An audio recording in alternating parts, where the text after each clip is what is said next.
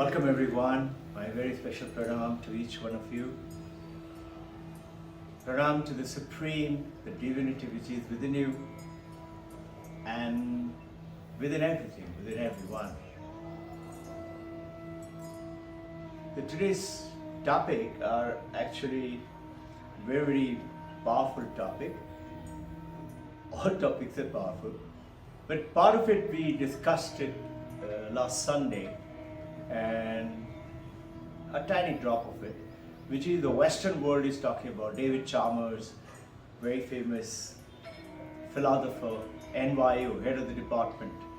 It's called It is this world around. Let's face the world, the reality.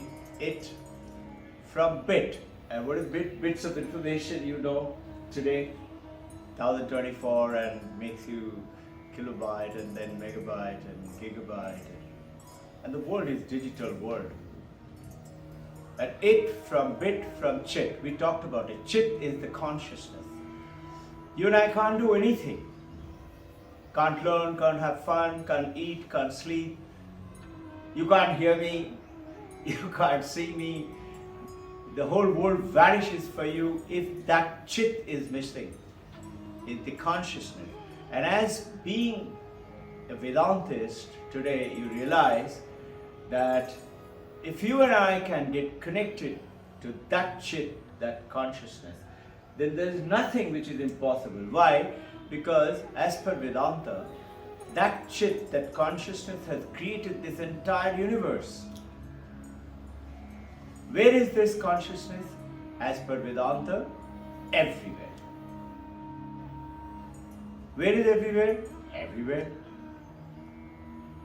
In other words, it is within you and me.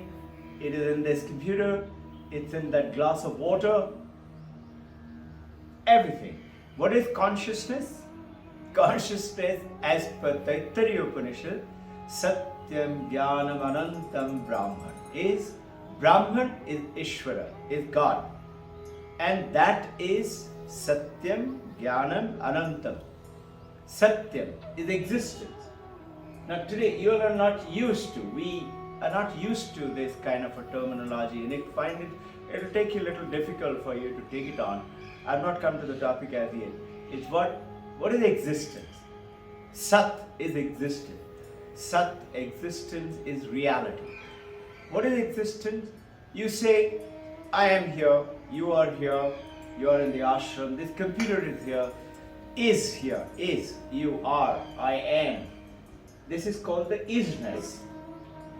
In the latest of the Western philosophy, isness, meaning it is not that glass of water is here, but Western philosophy is following the path of the Vedanta, saying, look at it this way, not the glass of water is here, but it is the isness which has become the glass of water.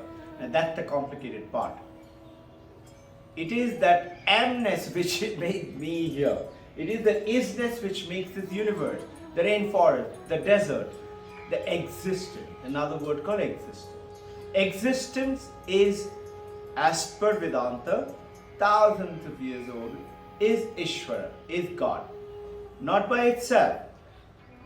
Isness is that existence which is Ishvara, which is God, but you cannot experience it unless you are conscious. So isness can be experienced, the reality of the world, with Chaitana, consciousness. So this is a kind of a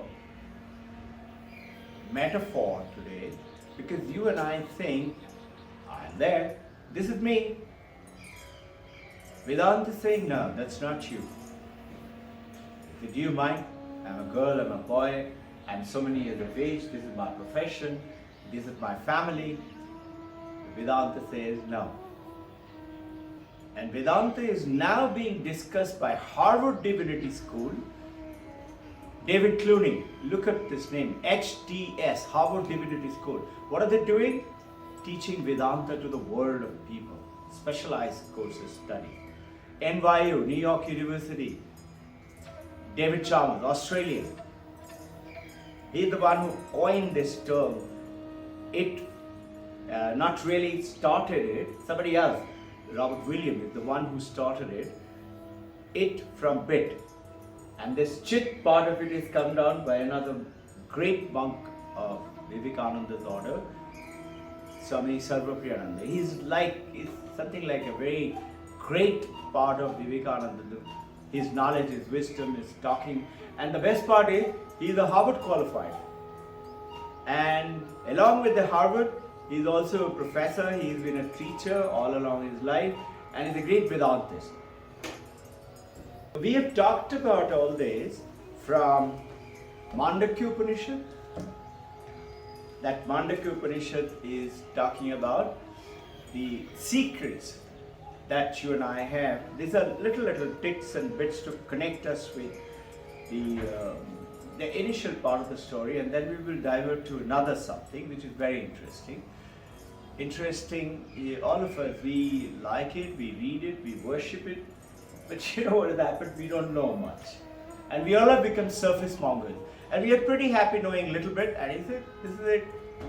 So what has happened because of which? You and I are searching for perfection, searching for wealth, perfect relationship, money, property, good health, no sickness, disease, no suffering. Where? Out there. Where is out there?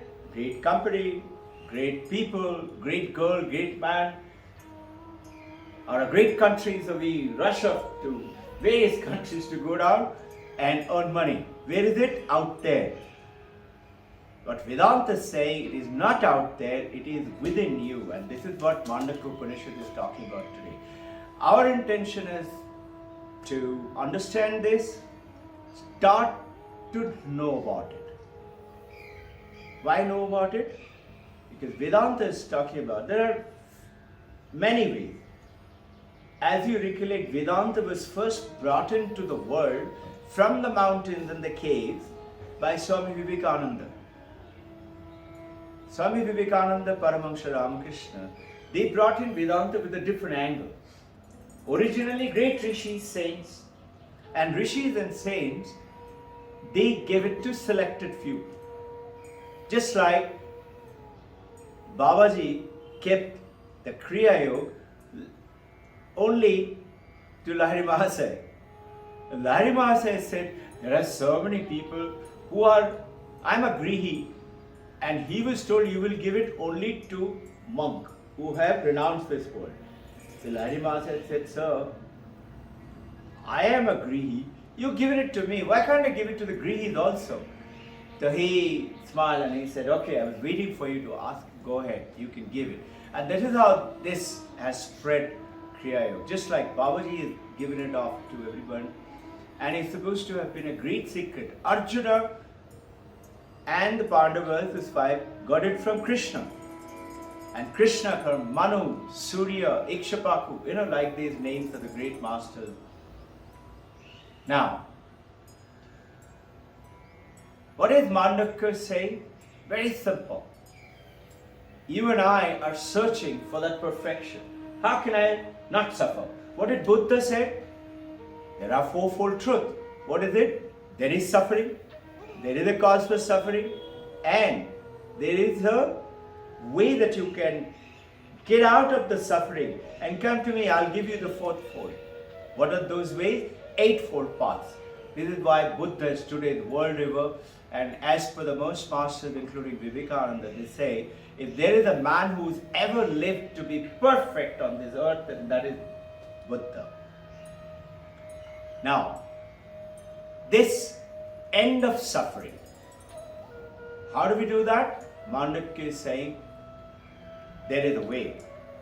Ancient masters, rishis, what have they given? They given us four paths, which Vivekananda also given. That is, Karma Yoga, work selflessly without seeking a result. If somebody comes and says, ek paisa de do, or they don't ask for ek paisa. They ask, and if you give them anything less than 10 rupees, they'll make faces at you. So, give it to them, but don't expect anything in return from them. Meaning, give it in such a way, like there was a very famous disciple of Guru Nanak Ji. His name was Rahim, Muslim name, but great Sikh gentleman. Rahim became a Sikh follower of. He would every day morning after his prayer, before he ate his own breakfast, he would give away food, whoever came. Whether 10 came or 100 came, he used to give.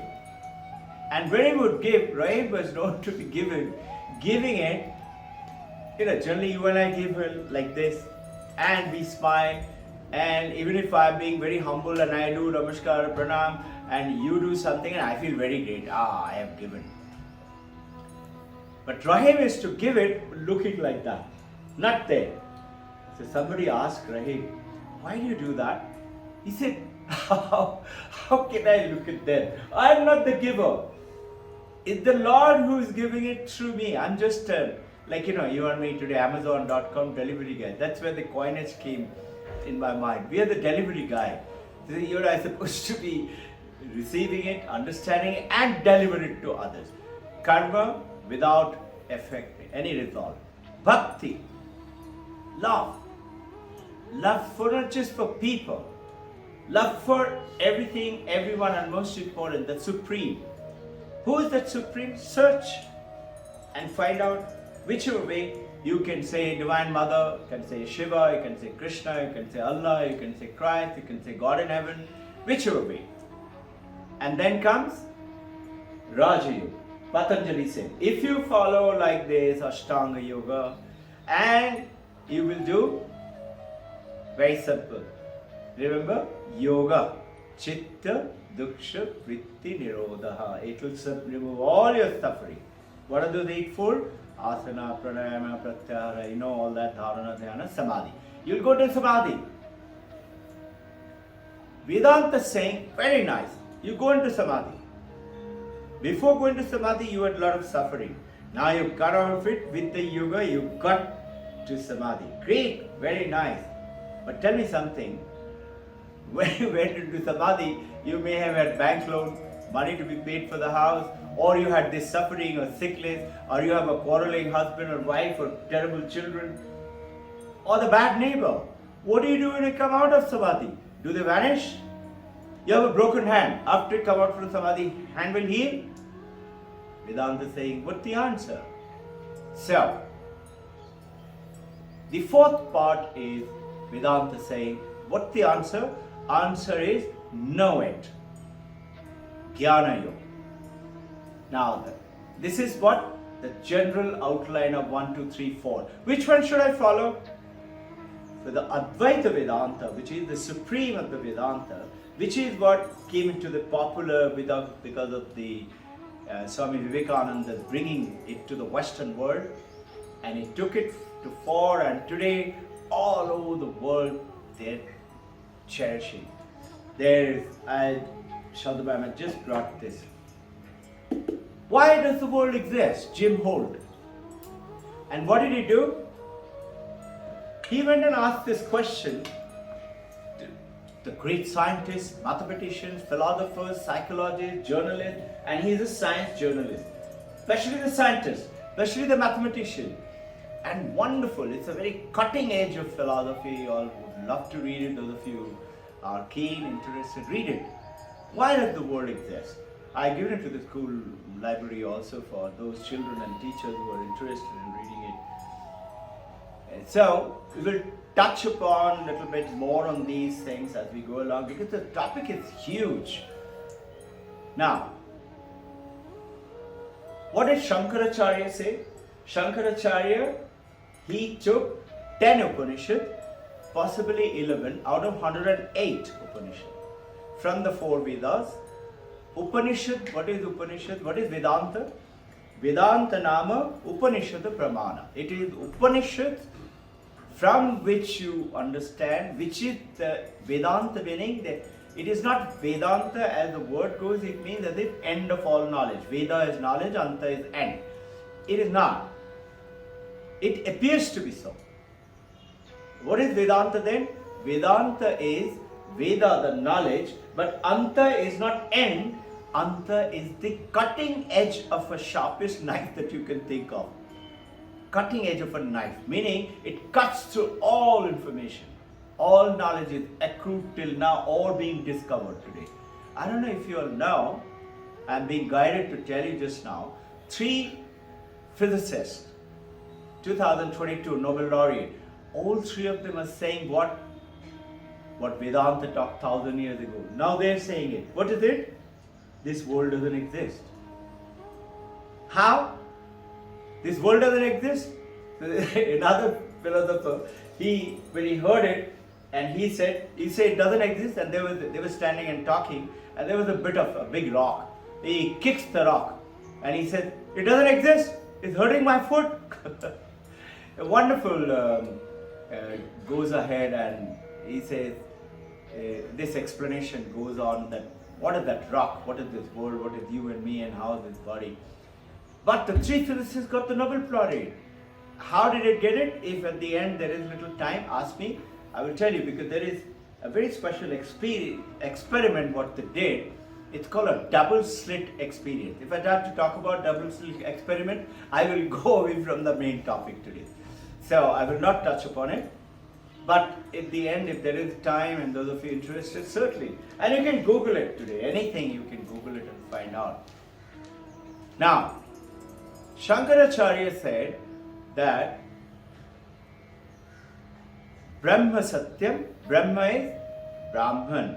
Brahman is Ishvara, is God. Satyam exists. Satyam is exists. What is Satyam and what is not Satyam, Mithya? Vedanta makes it, because these are terms which apparently we can misconstrue the meaning. I will elaborate it in few words.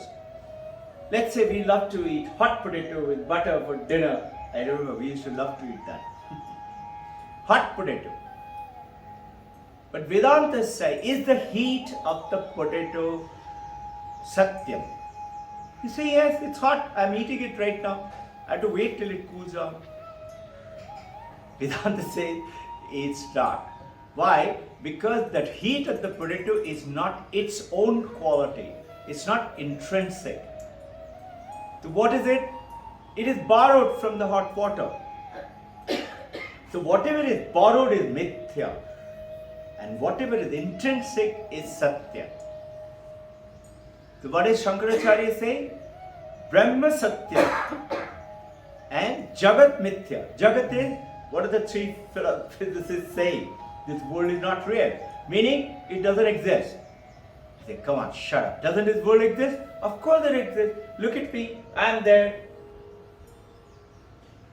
Vedanta is asking you, okay, you are there. Tell me one thing. How do you know that you are there? Would you say, ask him? He saw me.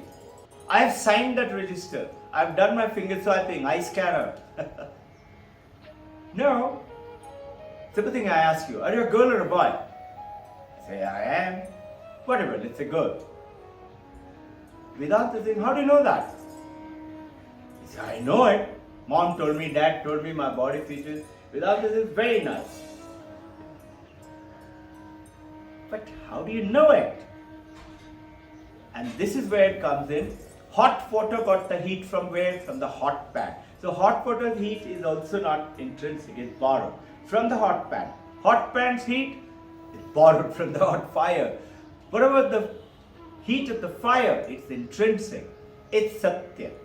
Shankaracharya is saying, Jagat mithya, Brahma satyam. You and I need to understand this.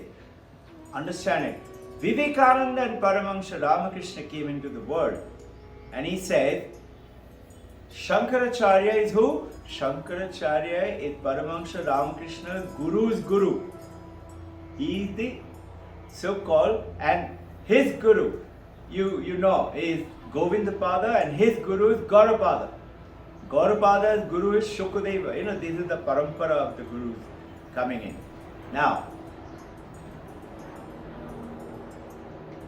think, Vivekananda is the disciple of Ramakrishna, and both of them put together, which Vivekananda learned from Ramakrishna Paramahansa.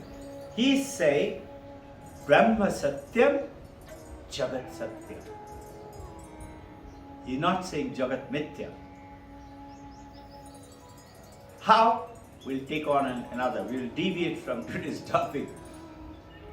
Now, how do I get it?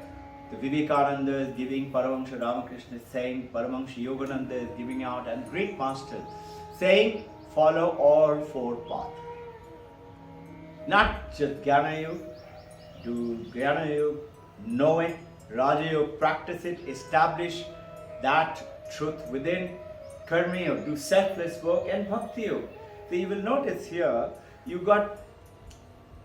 will say, which is related to the topic, but only Hindus worship God. And how can gods have 10 hands and 10 heads and many religions say there is no God with a body and a figure, isn't it? So how do you now sort out this confusion? And this is the world that we are leading and practicing to understand it. So I thought we will bring a little bit of clarity on this, ended with a very powerful story. Story is not directly related to this, but very interesting. I found it very intriguing. And even I know a little bit of that story. I'll get into a little bit. That story is from Rig Vedas. Now,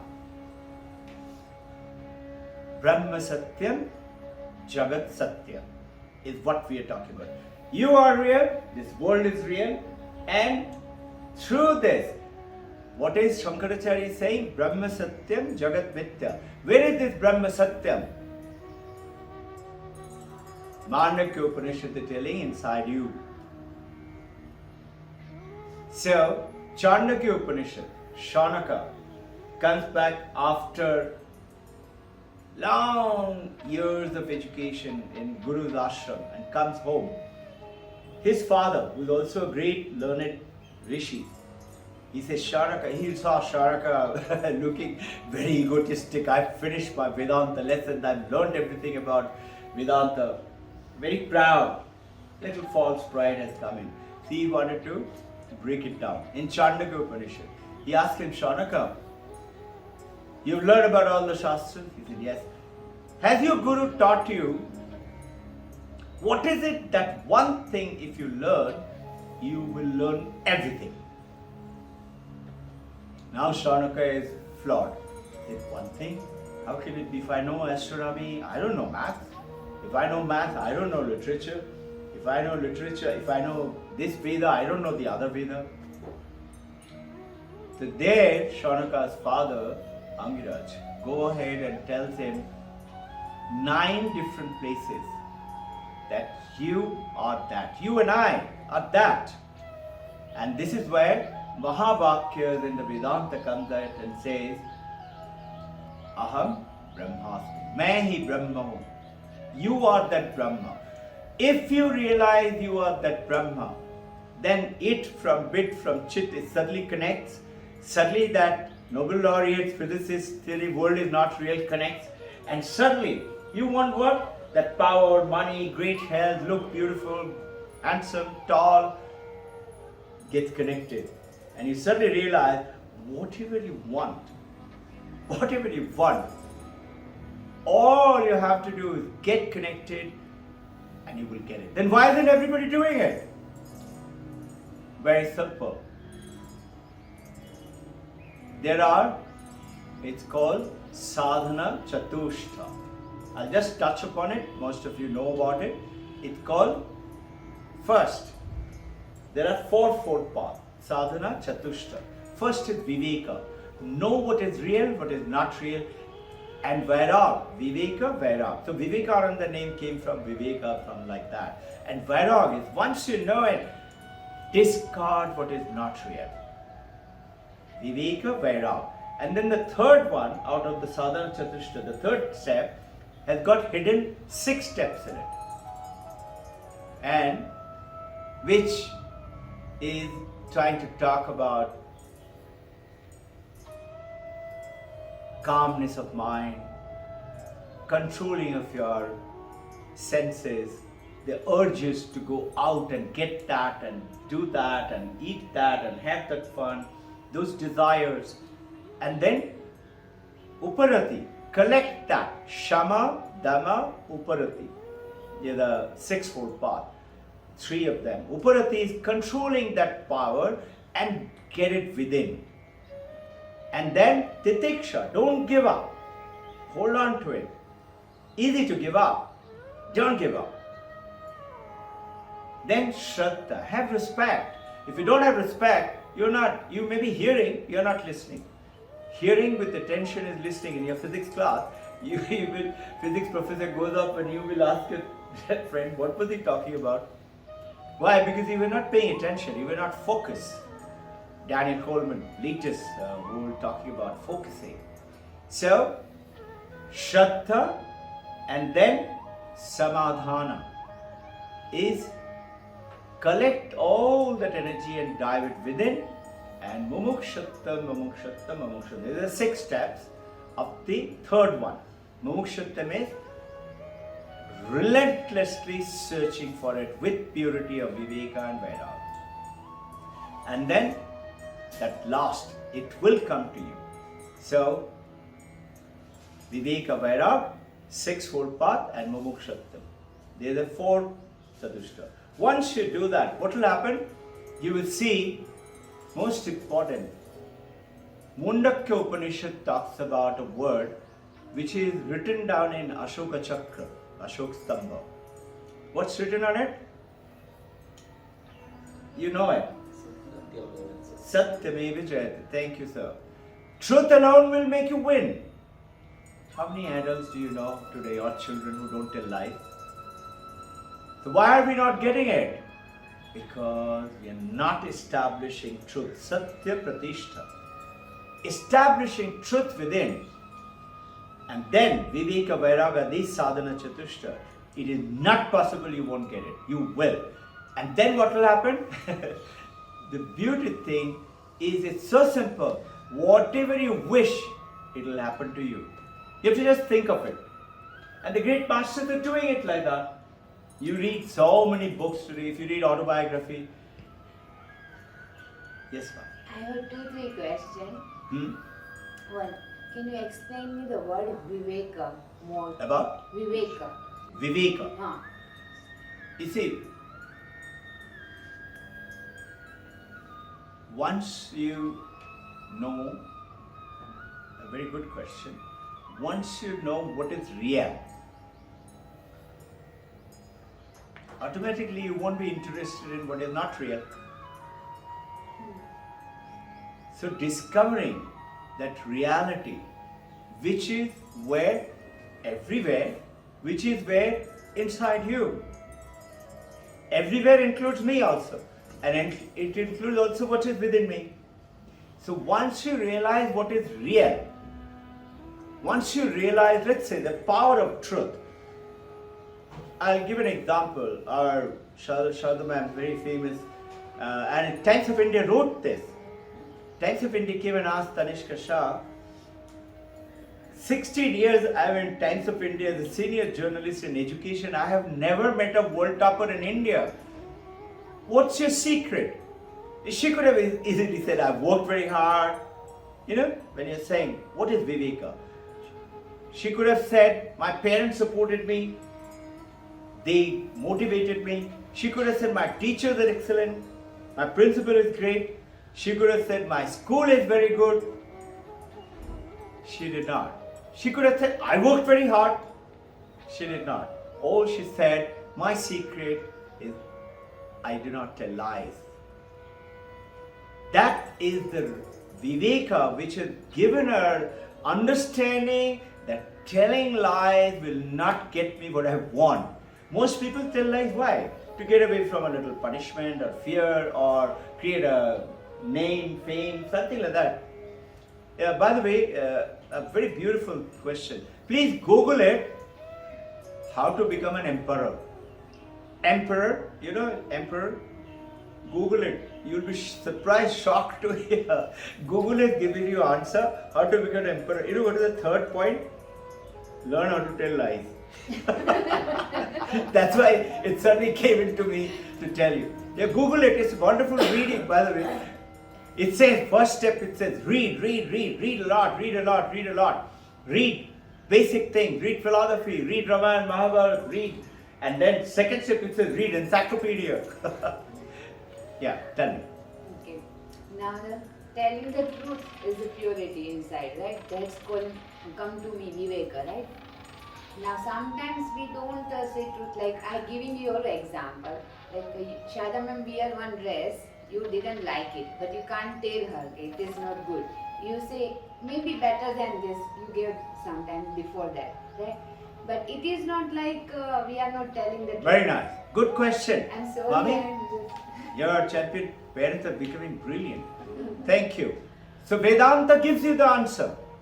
Vedanta says, Satyam Vada, meaning tell truth. Satyam Vada. But if I'm telling truth to my kids, it's going to hurt them. So, Wait. Oh, okay. Listen to the other. He says, Satyam Vada. Then it goes ahead and says, Priyam Vada. Speak sweet words. Satyam Vada, tell truth. Second is Priyam Vada, speak sweet. And then it goes and answers to your question. Third step, Apriyam Satyam Ma Vada. Don't tell. So, Shada ma'am asked me, am I looking? Is it the best dress?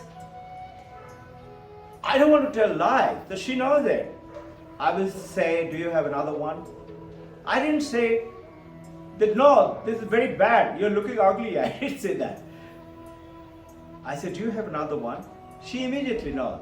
The Shada ma'am always comes to me with 2 or 3 dresses. Which one? And But you know how to answer. Like you don't say lie and you are avoiding the situation. But the communication skill which we don't have. thank you. Another good point. So what do you have to know? You don't know how to play cricket.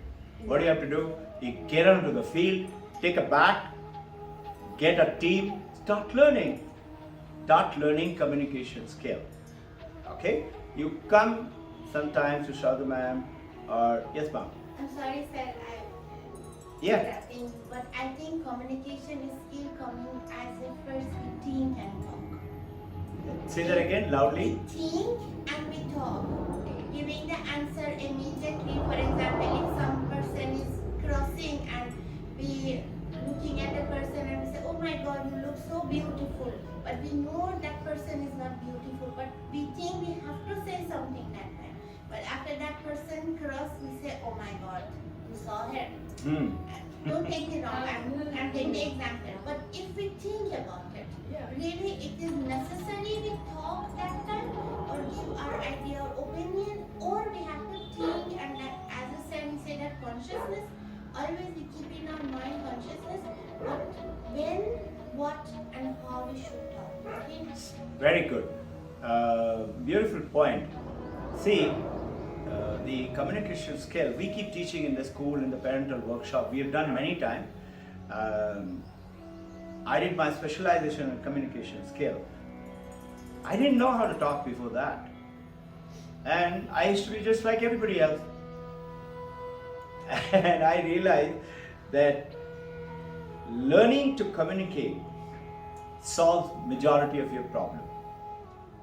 So, just answer to that question. Son comes and says, I want to watch TV. He said, but don't you have homework? Yes, I have. Why don't you finish your homework? This is a normal conversation. And then watch TV. But someone like Asha ma'am will not say that. Because she's learned communication. So what will she say? You want to watch TV? Go ahead. So immediately what? Now the mother and the son is not together. Why? Because she's not saying no. So he's surprised. Really? Yeah, go ahead.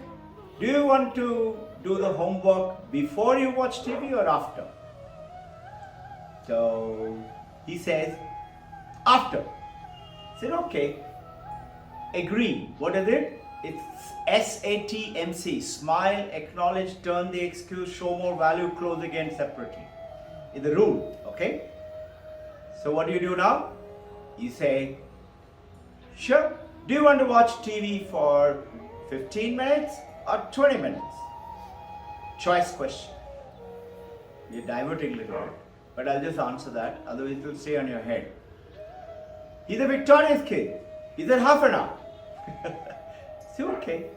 Would you like me to call you or you will come by yourself? Choice question.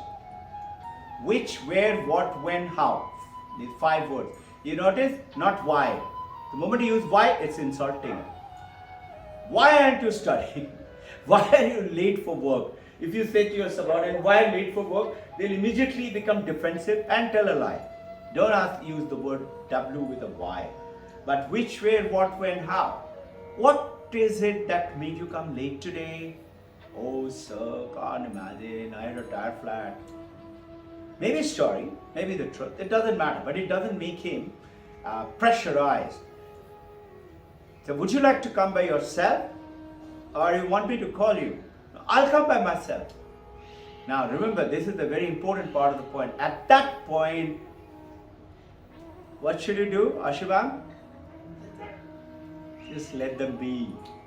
You walk away from there, go to your chores, whatever you're supposed to be doing, do it. And do it focused. Don't keep on thinking one mind, is he coming, is he coming, is he coming, why isn't he coming? No, that's your, I would put it as most important, not having faith in my son. Second, not having faith in myself. Third, not having faith in Supreme God, Divinity, who is in him and who is in me. And fourth, it's very simple, not following the process, the procedure. Is what?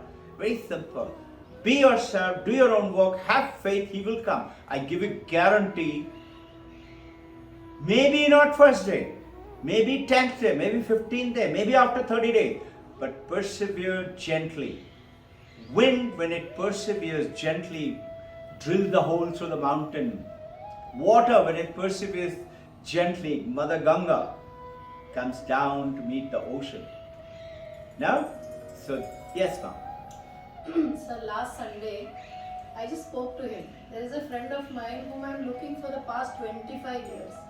I told him, next Sunday, you bring her to me. I want to meet her. And day before yesterday, she also has been searching for me. And she came in contact with me and got my number after 25 years. Very nice. How he gives the answers then and there. We have to talk to him. You have to tell him. And you can't beg him, you have to order him. He's there to listen to us. So it's like I told him, next Sunday when I come, you see that I meet her. Very good. So, apparently the real world is by borrowing money, borrowing from the bank and things like that. I'm saying, not out there, within you. So the billions of the wealth of the world, what is out there, okay, understand, I repeat, the billions of the dollars of the money worth of property or the wealth which is out there is nothing compared to what you have in here. And that is Vedanta. Cutting edge of the knowledge is within you. Now, yes ma'am. Yes, so in communication skills, Loudly please. communication skills, Yeah. how do we control the pitch of our voice? How to? Control the pitch of our voice. Like when we speak loudly, when we are angry, when we are talking, how do we control the pitch of our voice? Okay, you're talking about controlling your emotions, your feeling, your anger, Yeah, or voice. your voice. Like Voice. it goes very high. So how do we control it? Like how You see, Shanta ma'am was telling. you see, apparently very silly question. It's a very important question.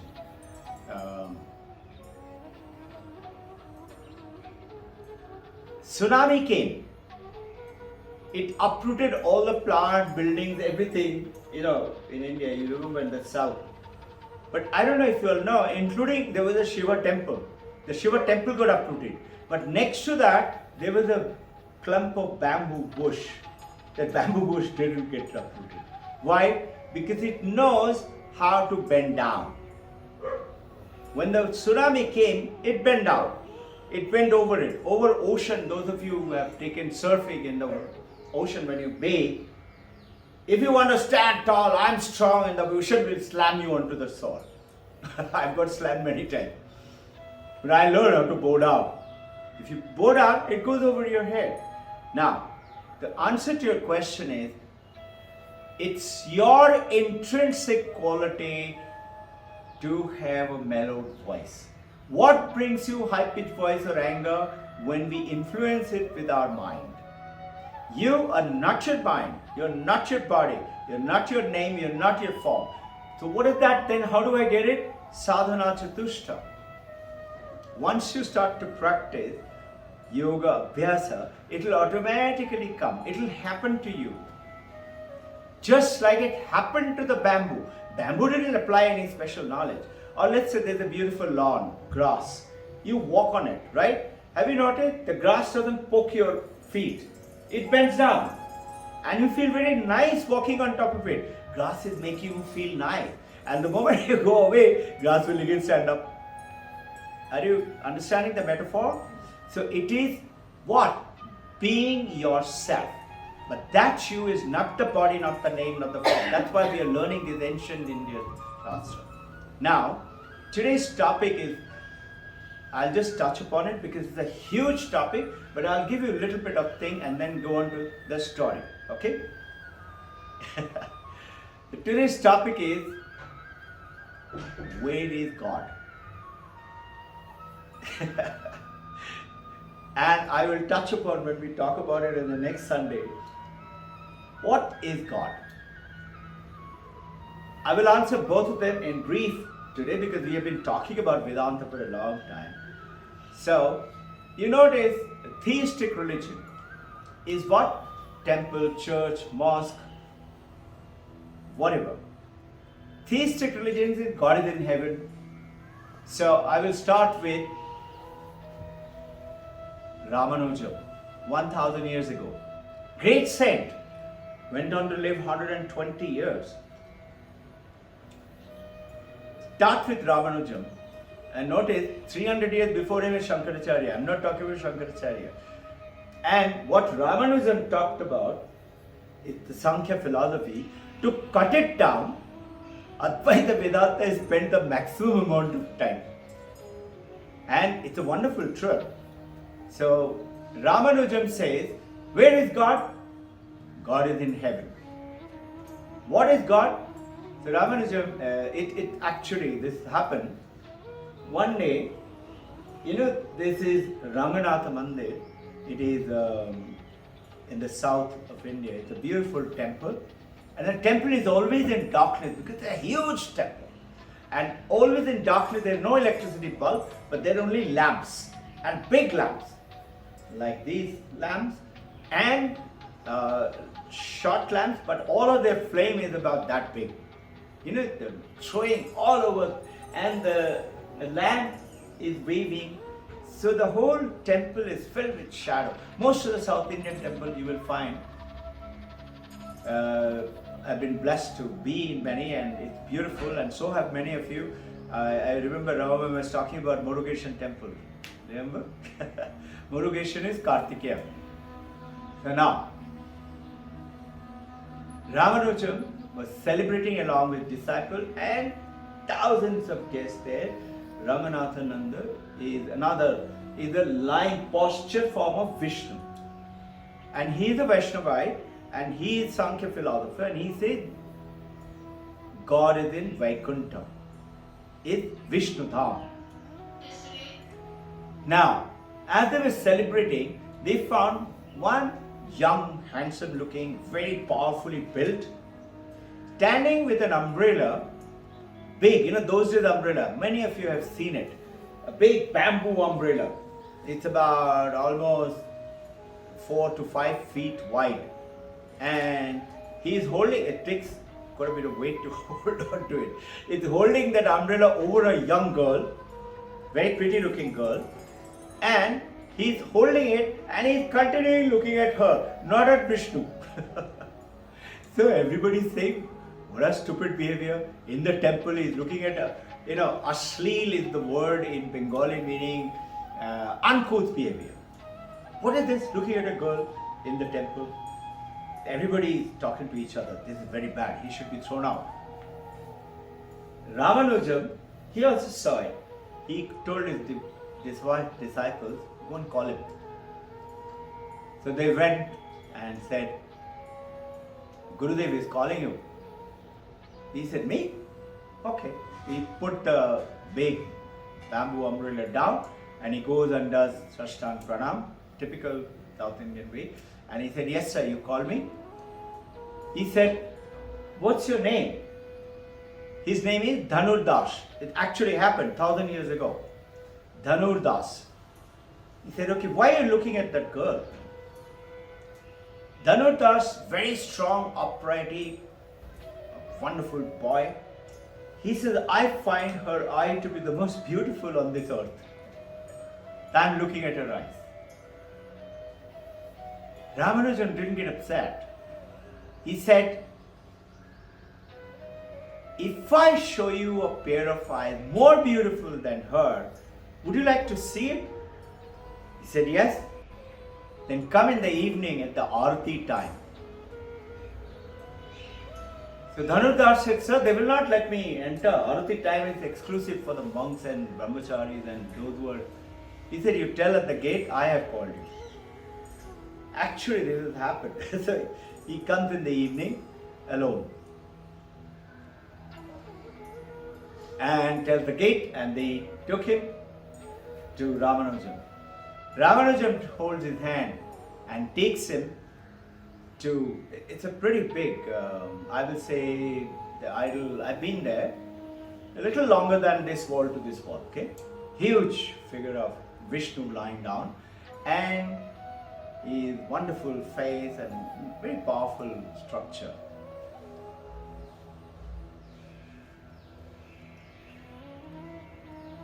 Ramanujam tells Dhanurdas, holds his hand, and he says, look, look. Look at the most beautiful eyes of this universe. And when he sees, looks at, the whole face of Vishnu becomes live. You've heard about Vivekananda asked Paramahansa Ramakrishna, have you seen God? He said, yes. He said, how do you see him? He said, I see him better than I see you. He said, really? Can you show me? He said, yes. And he touches him. And Vivekananda's head goes round and round and round. And he said, what are you doing to me? I have mother, I have father, I have got brothers and sisters. I have to take care of them. I'm the eldest son. And Paramahansa Ramakrishna said, enough for today. And he removes that. Now, same way, Ramanujam shows Dhanurdas the actual God's face. And Dhanurdas sees God looking at him and he goes into Samadhi. Holding his hand, Ramanujam also goes into Samadhi. All the devotees, like Paramahansa Ramakrishna seeing Mother Kali, talking to Mother Kali, you all have heard about this, must have read about it, but everybody else there is not seeing him. They are not seeing Mother Kali. They are seeing Paramahansa Ramakrishna. They see as idol, stone idol.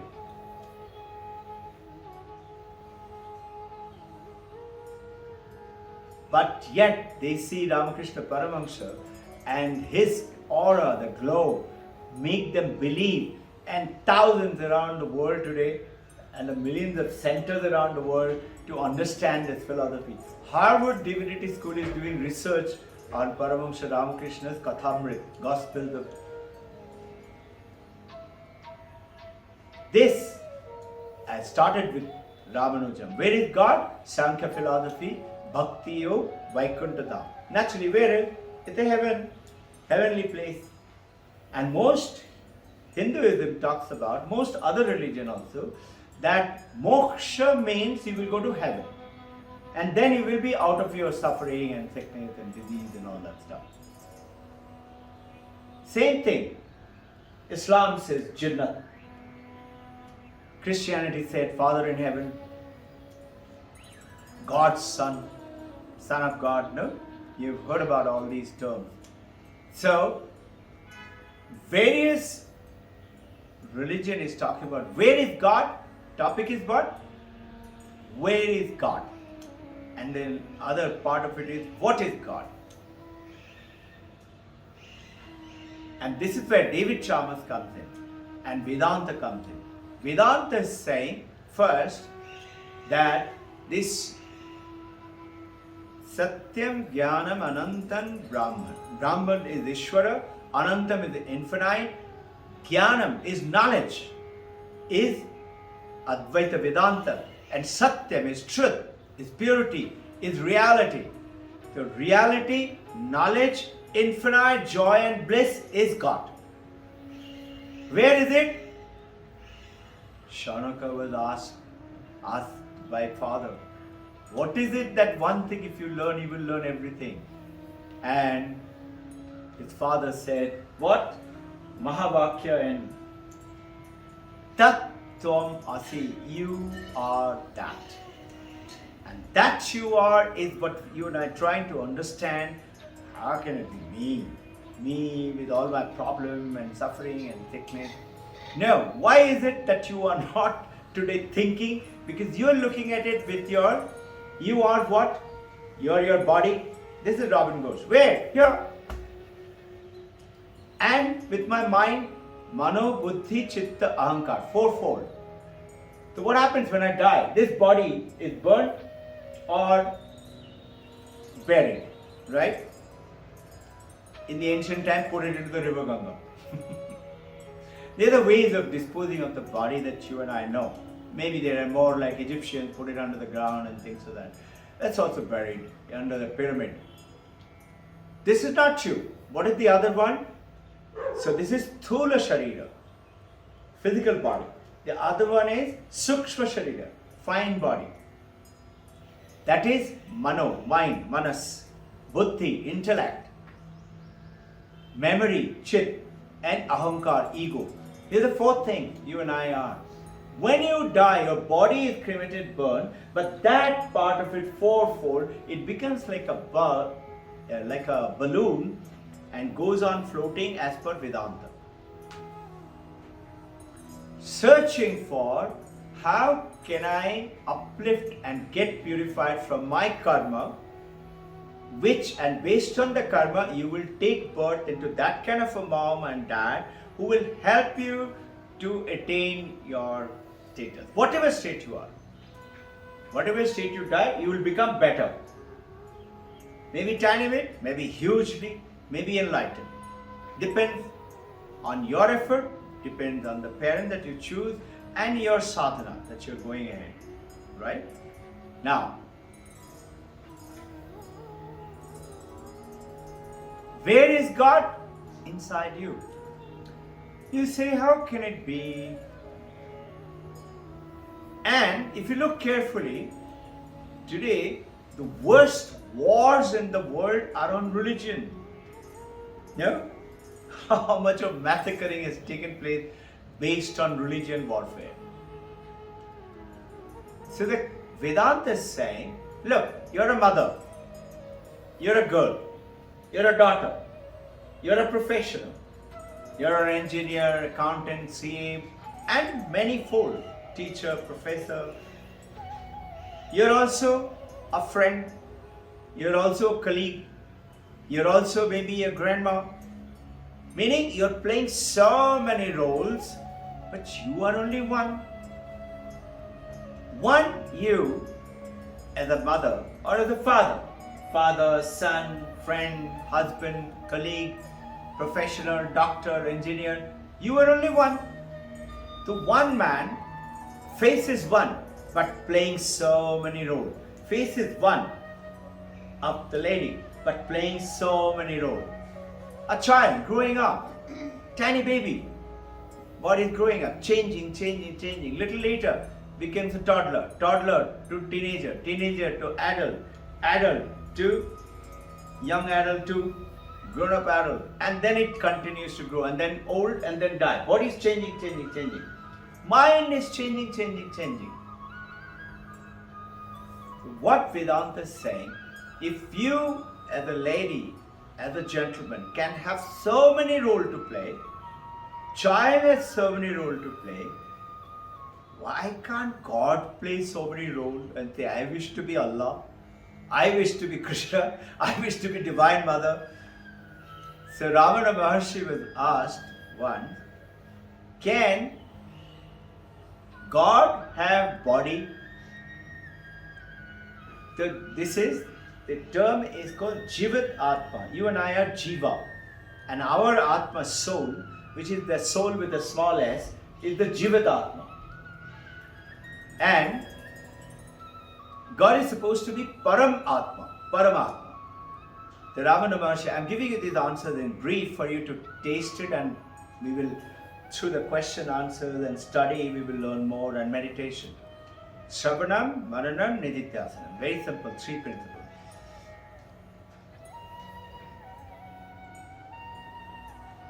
Ramana Maharshi answers it.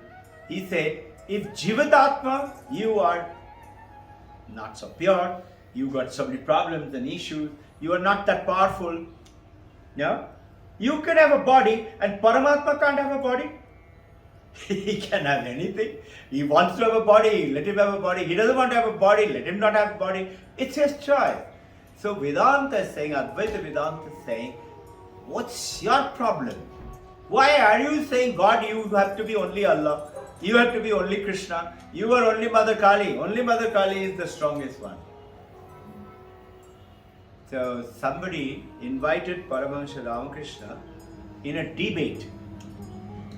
So he went and sat down, and this man got up, went on to become later on a great disciple of Ramakrishna Paramahansa, and he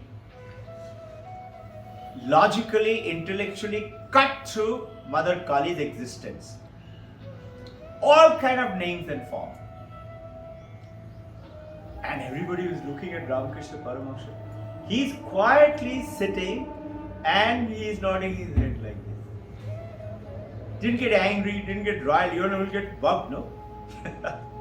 He did not. At the end of it, they said, sir, what do you have to say? It's a debate, no? You have to say something. Ramakrishna Paramahansa says, I am just wondering how great Mother Kali is. He says, what?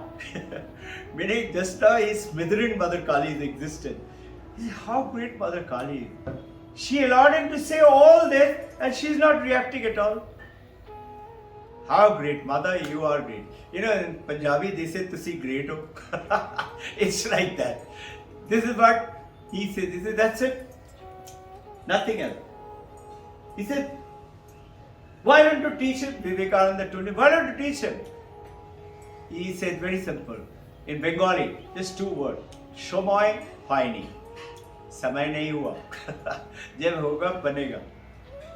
And he went on to become a great disciple of him. You will be surprised what's his name. Very famous guy. He became the 13th monk, Girish Ghosh. Being a Grihi, he became a monk. So now, with this little idea, where is God and what is God? So what is God is that Aham Brahmasmi. Main hi Brahma hu. Swetaketu Tat Tom Asi. Tat is that. Tom is you. Asi is isness. Isness, existence, our beginning part of the talk, with consciousness is God. Consciousness and isness, existence and the consciousness, they are not separate, they are one. It's not that consciousness is separate and isness is separate. No, they are both one. You say Maya and Brahman, as per Sankhya philosophy. This universe has been created by the power of Maya. But where did the power of Maya come? From Brahman. Have you noticed, as per the Hinduism, you see Mother Kali is standing on top of Lord Shiva. And who's Lord Shiva? The destroyer, the creator. He is the one who saved the whole world by drinking up the poison. And she's standing on top of it. What does it mean? You stand on this earth and you draw strength from this earth. Yeah? If you're standing in the air, you feel lost, isn't it? Now, this strength, you have to plug it in to make that little electrical thing work, get the power, electricity. Though the Mother Kali is drawing the strength from Shiva. And this is, I talked to you all about 2 weeks back on Kashmiri Shaivism. This is where it is talking about Shiva and Mahamaya. How they're inseparable and one, and yet they're separate. So this is kind of a philosophy for us to understand. Now, so where is God? God is inside you and me. What is God? It's this Satyam, Jnanam, Anantam, Brahman. Is Chit, consciousness, is God. Consciousness, existence is God. Where is it? Inside you and me. Realizing that is the journey. Through how? Through purity, through establishing truth, through practicing Bhakti Yoga, Karma Yoga, Raja Yoga, Jnana Yoga, all 4 yogas. Practice it very simply and proceed. Now, this is the anecdotal. About an hour I talked about. Now the rest, 30-40 minutes, I'll tell you a story. This story is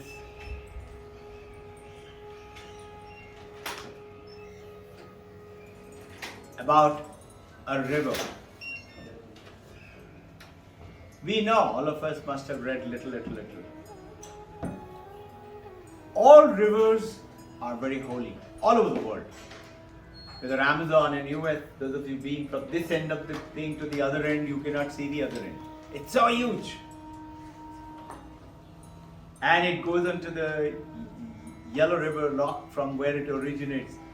And people have traveled all the way right up to the, or in China, famous,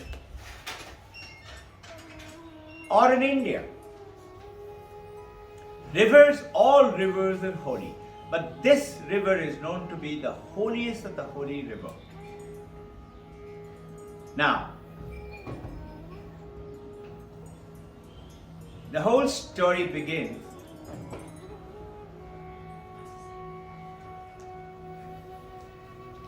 a very holy, pious place, little out of India. That time it was part of Bharat. It is in Tibet now. Manas Sarovar. What is Manas Sarovar? Manas is from mind and Sarovar is lake. It originated from Brahma. Brahma was meditating and the purity is what he was thinking of, being Brahma. From his mind got the lake created, and that's how the Manas Sarovar of Kailash is called Manas Sarovar of Brahma created it. It more or less absolutely perfect in circle, like a circle, more or less. Right next to Kailash. On this day, 2 figures are seen there. One is a squarish face, solid feature, and both of them are sitting, but apparently this gentleman man is a huge figure, solid, and yet he's sitting but about 5 to 6 feet above the ground, floating.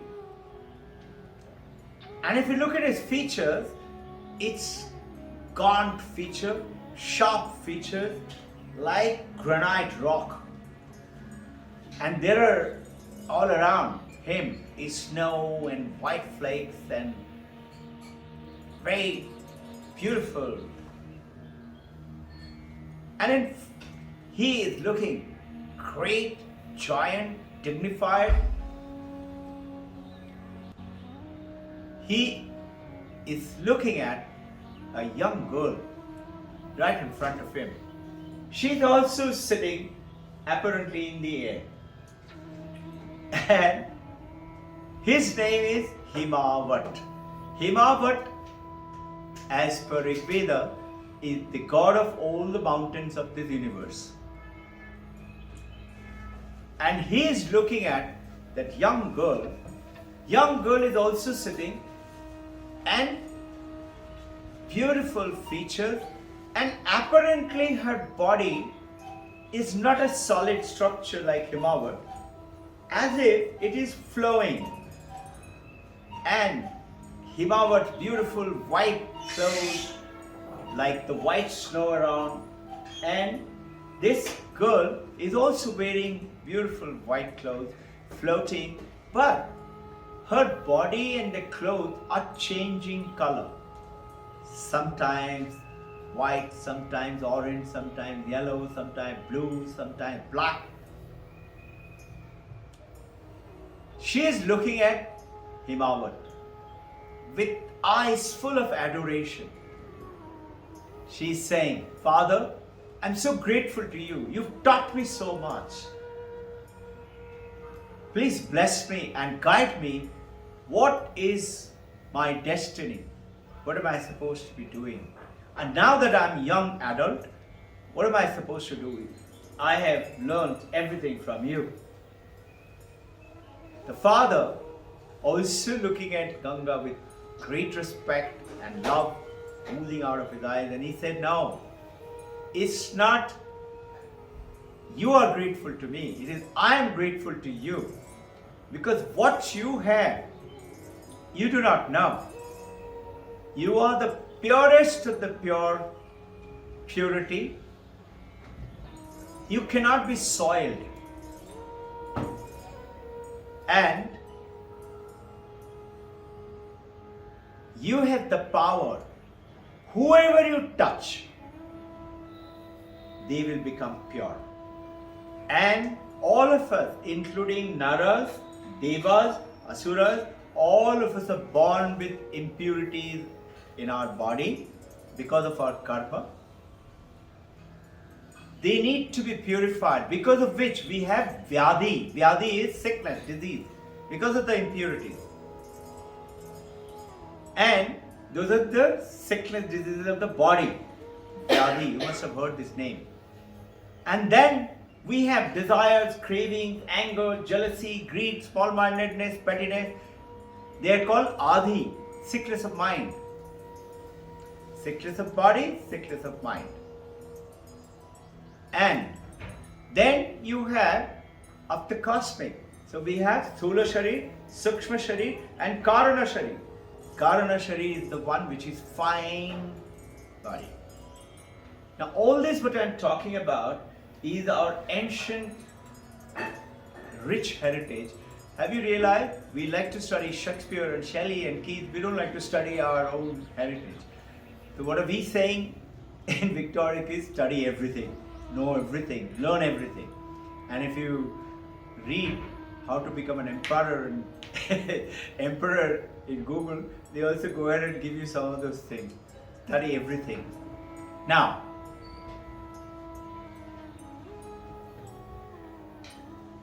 that Karana Sharira also had got impurity, like the gods. The gods also have impurity. So, he says, anyone you are touched, if you touch them, they will be purified from their body, from their mind, from their spirit, their soul. Absolutely pure, you will become the purity. Now, Mother Ganga is so pure. Anglicized name is Ganges, otherwise Sanskrit name is Ganga. So pure, she doesn't know what is impurity. She said, Father, I am not understanding what are you saying. What is this power you're saying I have? What is the impurity? What is that? So he said, your destiny will come. But your destiny will come from a man who is not born as yet. He will be born. Till then, I want you to rise to heaven and go up there and be a river, so that all the gods and the fairy, everybody can dip themselves and purify themselves. The Ganga nods her head and she flows out like water into the center of Kailash Manasarovar. And from there, she rises huge water from the purity of which is Kailash Manasarovar, rise into the heaven and spread herself from this part of horizon to that part. And you see her every day, called Akasha Ganga. In English, Milky Way. Now, she spreads her and she is there. Father has said there will be a man born because of whom you will know what is your destiny. Thousands of years go by. And you know, in the universe, on India, you have emperors. So, how to become an emperor question came. There are many emperors, and some are known for their great pious work. Some are known for their great wins and victories. Okay, pious and okay with some other properties also, but famous. Some are very famous for their notorious work, but they are also famous. Now, there is this emperor, his name is Sagar, but he is famous for one thing, besides being, what is he famous for? He is not an emperor. Why? Because he's got many children. So you will ask, how many children is many children? 10 children? Now even today you will find many people have got 10 children. I know quite a few. But current time, no. Now, how many children would it make to make you famous? 100 children? Now Mahabharata, you know, yeah, had 100 children, Kauravas. But this Sagar became famous not because of 100 children, not because of 1,000 children. He had 60,001 child. 60,001. Now, when he has 60,001 very able children, what do you do with them? You build an army. He built an army. Why? Because what do you have desire now with 60,000 children? I want to become an emperor. He was not one, he wanted to. How to become an emperor? Those days you need what?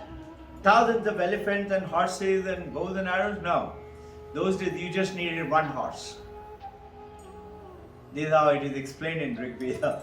One horse. And you do yagna.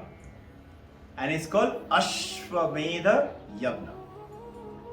He did that yagna. And these children, they were great warriors. They were great strategians. They're great, finding holes through the enemy armor. They're great warriors on foot, warriors on chariot. Very capable children.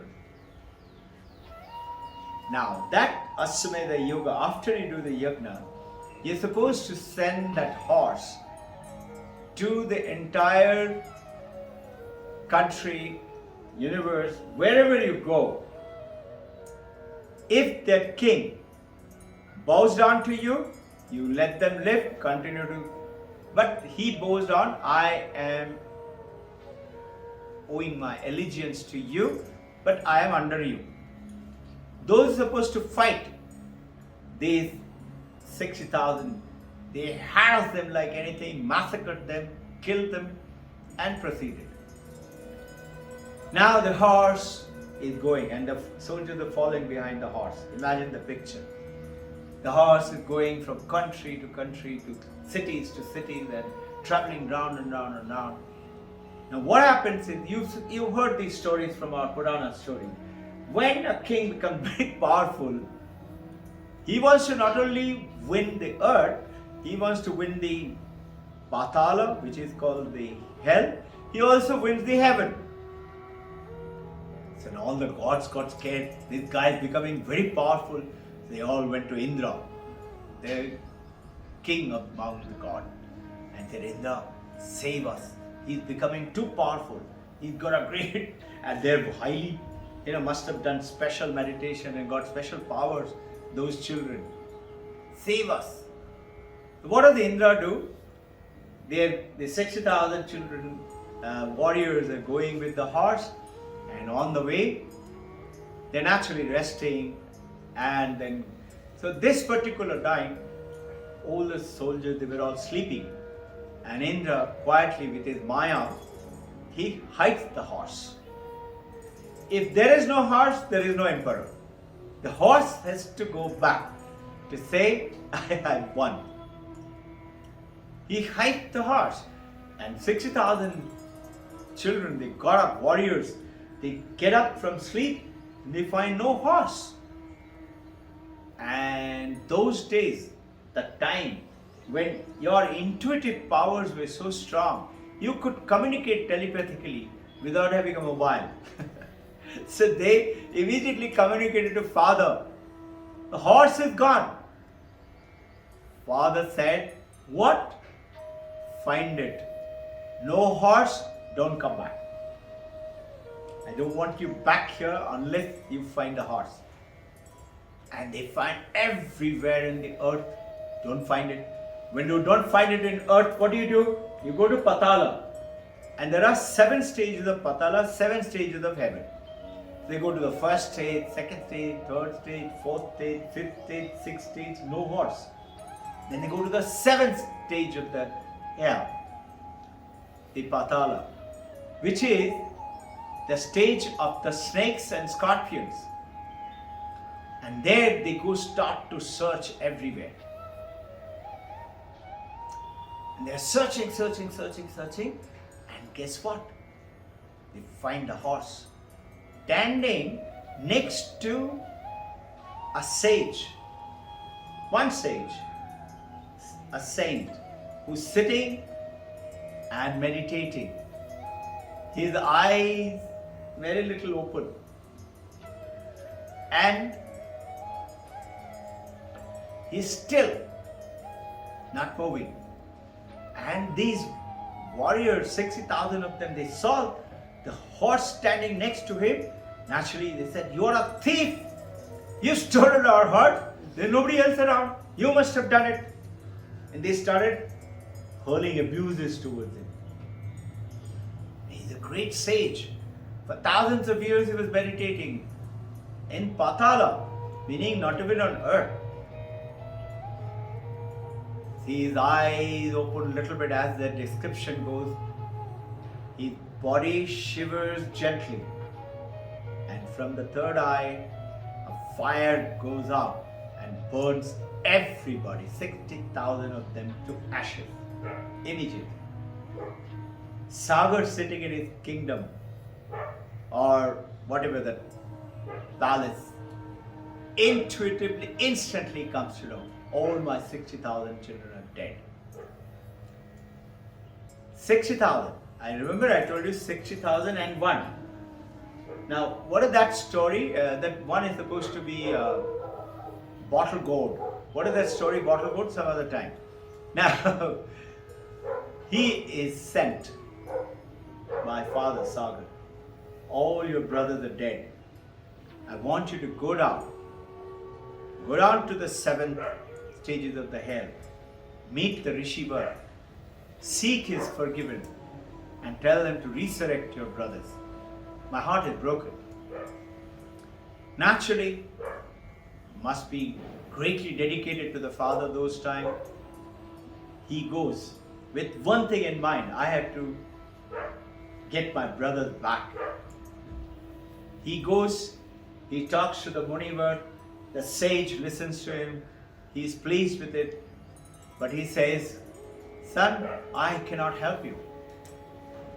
Once they have, because of their action, what they have done, it cannot be purified. It cannot come back into life. There is only one way he can be.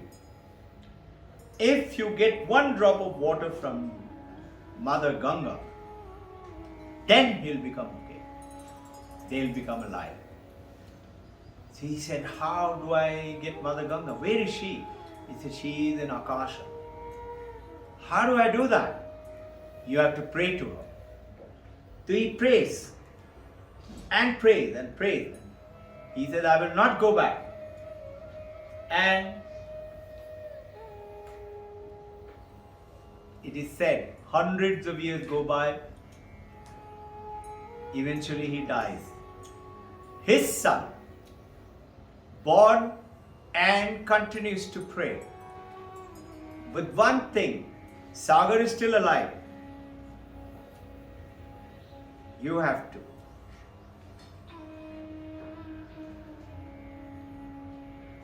Now, great-grandson is continuing to pray. And 1,000 years goes by, even he dies. His grandson, his son, that is great-great-grandson, is born. And he is born, unlike other children, not playing with toys and things like that. He is born with one concept only. I have to make my 60,000 great-great-great uncles, make them alive. And he's intuitively powerful. And he is right from childhood meditating. And the other sons who went in and prayed for 100 years or so, and they were pulled by the kingdom for the desires and things like that. They came back to kingdom.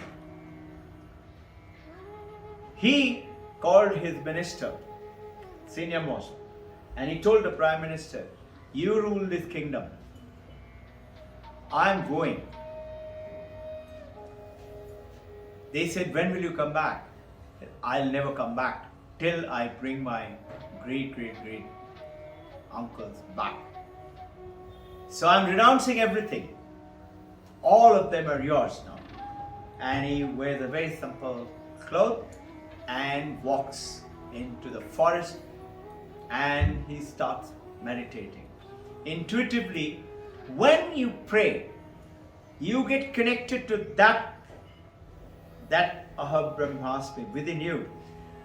And when you pray sincerely, with purity, with truth, you will be blessed by this consciousness, which you may call the universe, God, consciousness, whatever you wish to call, Chit or existence, blesses you and makes your things happen and guides you. He started to get guidance and he started to follow those guidance. And eventually, he's been guided progressively and he's made to walk. And from there, he started to walk and goes to Himalaya, which is the son of Himavat. King Himalaya, he goes there and he goes near a great glacier. And he continues to meditate. He stands on one leg with his two fingers up there, with three fingers in this posture described, with one leg, the other leg is touching the other leg onto the stand. And he continues to meditate like that. And it's said 1,000 years go by. His body becomes thin, wrinkled. He's just kept alive by the universe consciousness with the sun and the air and the wind. He's alive in maintaining his body, continues to pray. And eventually the universe comes in and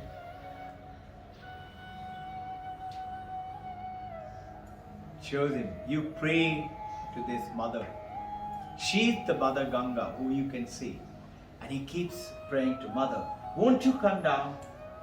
Won't you come and heal my great-great-great uncle? So when you pray sincerely to this universe, when you're rowing a boat, Paramahansa Ramakrishna's fable, you're rowing a boat, you're sweating away to glory, you and me, living in this samsara, working hard, sweating, so much of confusion, conflict. He's saying, why don't you raise the sail? If you raise the sail, the God's grace will come as a wind onto the sail and will take your sail you across easily and smoothly. This is what we are doing right now. Learning to raise the sail with purity, with truth. Now,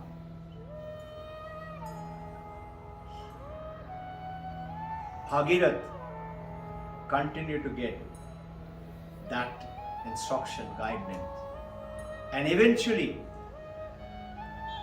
the mother, Ganga, comes and says, I will come. But listen, when I come, coming from the Akasha, Milky Way, onto this earth, my force is so great. You all know the story. He said, it's going to destroy this earth. The only one person can hold my power. And that's Lord Shiva. You have to go and pray to him. Now Bhagirath starts praying to Lord Shiva.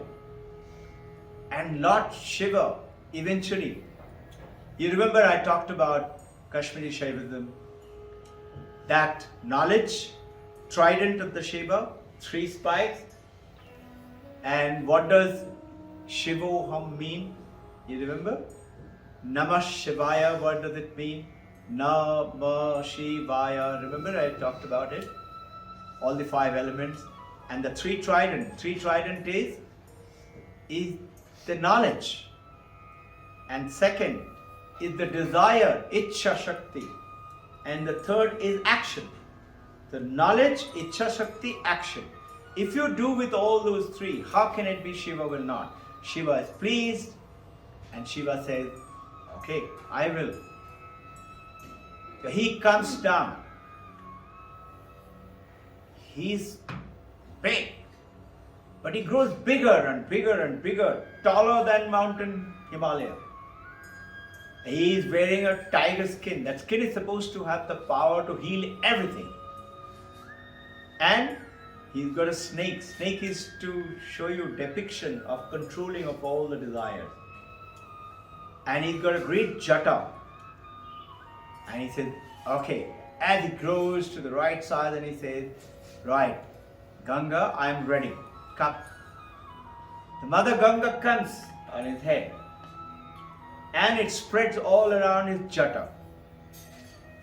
And Shiva lets it flow out in 7 streams. 3 on the right, 3 on the left. So those of you know, Sindhu is to the west, is one of those 3 rivers, and Brahmaputra is one of the 3 rivers on the left. And from the center, he let the Mother Ganga flow out. Mother Ganga is like a little child, playing, pure child, jumping around. She throws a little water on Bhagirathi. Bhagirathi purified. And when Mother Ganga touches anybody, gets purified. But when Mother Ganga touches Shiva, she got purified even more than whatever is that purity is concerned. She's already so pure, she doesn't know what is impurity. And she goes further in life. And now she's following Bhagirathi. And hundreds and thousands of saints and sages are taking birth, and everybody. She goes to Gangotri. And there is a Bhagirathi temple there. Those of you been to Gangotri? Been? Yeah? There's a beautiful white temple of Bhagirathi temple.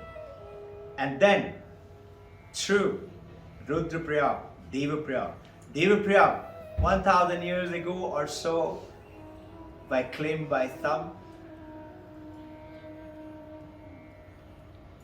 and some by crores of years. Rama himself came to Devaprayag and his footstep is there. And he purified himself after his winning in his journey. From Devaprayag, Alaknanda and Bhagirathi, they all join up and become Ganga. And Ganga flows through, Rishikesh and Devaprayag. You have over here quite a few very special stones from there. Devaprayag, Rudraprayag. And she flows and to Rishikesh and to Lakshmanjula, to eventually to Kashi, Varanasi. Kashi, Varanasi, people start to come down there to die just to be liberated. Sharada and I, we meditated in front of that Manikaran, where people just come to die there so that they will be liberated totally. And she continues to flow through the western part of the Bengal and flows into the ocean. Though she joins the ocean, but she continues to be Ganga. And she goes through the ocean. And there is a great, like a ravine under the ocean. Through that, she goes to Patala, onto the 7th stage with Bhagirathi and purifies all of them. And this Ganga is supposed to be so pure. I have got Ganga Pani here. It must be between 15 and 20 years old. And you will be surprised.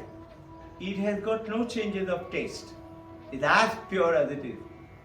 I don't know if you know, Mother Ganga is supposed to be, as per Mahabharata, became wife of Shantanu. And Kauravas, you will have heard about it, this story. And she gave birth to 7 children, and the ultimate 7th, all of them she went and gave it back to. Which are those? Those are those 6 Ripus which is supposed to destroy. And the 7th one was Vishma Pitamaha, who was born. And just linking a little bit of these connections. And Ganga is also supposed to be so-called the best partner of Shiva, also the best partner of the creator of this universe called Vishnu.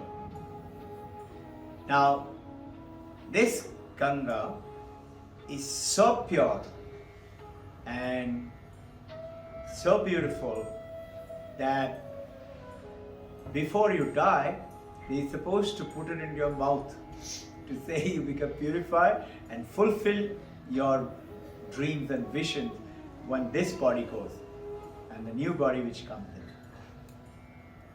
America, approximately around, I would say between 75 and 80, Americans came and scientists, they heard a lot about it, and before this, there was a lot of Paramahansa Yogananda in autobiography, he's writing that just like the Mother Ganga came from the heaven and through the Lord Shiva, through the mountain, through the glacier, and traveled all the way down to the ocean. This Kriya Yoga is created by Babaji, is to flow into this through each one of the soul, those who are designated to get into it, and will get purified with it. Paramahansa Ramakrishna Vivekananda Shankaracharya is saying that Advaita Jnana is the knowledge Ganga, the supreme knowledge of the universe. Vivekananda says, it's his prediction, that in future the supreme knowledge will be Vedanta. Today you can see NYU, I've showed you all the books there with us, even Thompson, Columbia, British Columbia University, philosophy teacher. What's he saying? He's saying, I think it is page number 37. He's saying, imagine, he's a Christian, even Thompson, philosopher, British Columbia University, Canada. What's he saying? He said, the historical events should not be dated as BC and AD, Anno Domini and before Christ. Not so. It should be before Upanishad and after Upanishad. This is the power of Upanishad, but you and I don't know. We are divinely blessed that we are sitting and talking about Vedanta. Otherwise, we can't get connected. Get connected, stay connected, learn a little bit, and you're supposed to spread this word. What is Vivekananda? He says, if my life has to summarize, can be done in 2 sentences. And this is what is the message I got, that our duty is to spread that. First sentence. Manifest that divinity in your life. That divinity which is you. Manifest it, discover it, uncover it, discover it. This is called manifestation. Divinity within you. And then, second sentence. Manifest it in every walk of life. So wherever we are, whatever we are doing, playing the role of mother, father, friend, colleague, student, worker, professional, whatever it is, manifest that divinity. That divinity is within you and me. We have forgotten. And what we do? Look at this. This is the talk we did last Sunday. This table is structure. But I talked to you about Arnold Graham, a great philosopher, currently living.